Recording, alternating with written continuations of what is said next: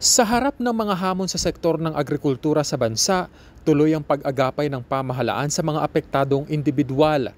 Kaya ngayong araw, mismong si Pangulong Ferdinand R. Marcos Jr. ang nanguna sa pamamahagi ng bigas sa Zamboanga City, kung saan nasa 1,500 na sako ng bigas ang ipinamahagi ng punong ehekutibo sa mga benepisyaryo ng Bantawid Pamilyang Pilipino Program sa Region 9. Bahagi ito ng nasa mahigit 42,000 na sako ng smuggled rice na nasabat ng Bureau of Customs Port of Zamboanga noong nakaraang linggo na nagkakahalaga ng 42 million pesos.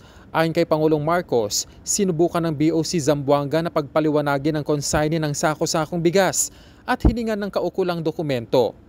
Natapos na po ang 15 days, hindi po sila makasagot. Kaya kinuha na ng gobyerno, kinuha na ng customs at ginawang donation sa DSWD at gagawing donation ng DSWD at ng gobyerno sa inyo.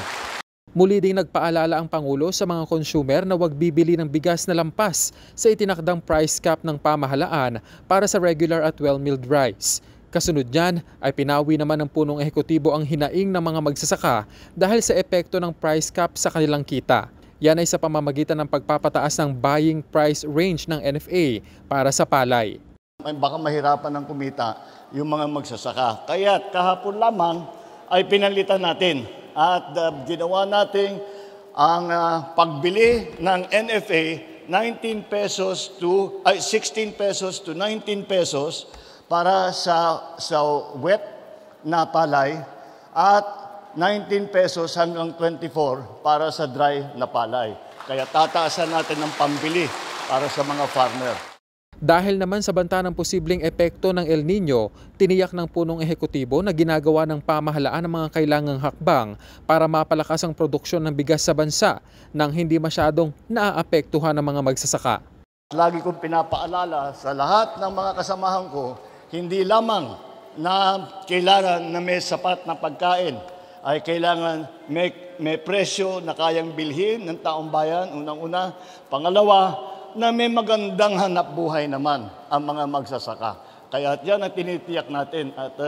At titignan po natin, sa habang tumatakbo ang panahon, titignan po natin na paano na ang magiging mga pangangailangan ng ating mga kababayan para naman ay hindi natin masasabi na ginutom na ang mga Pilipino.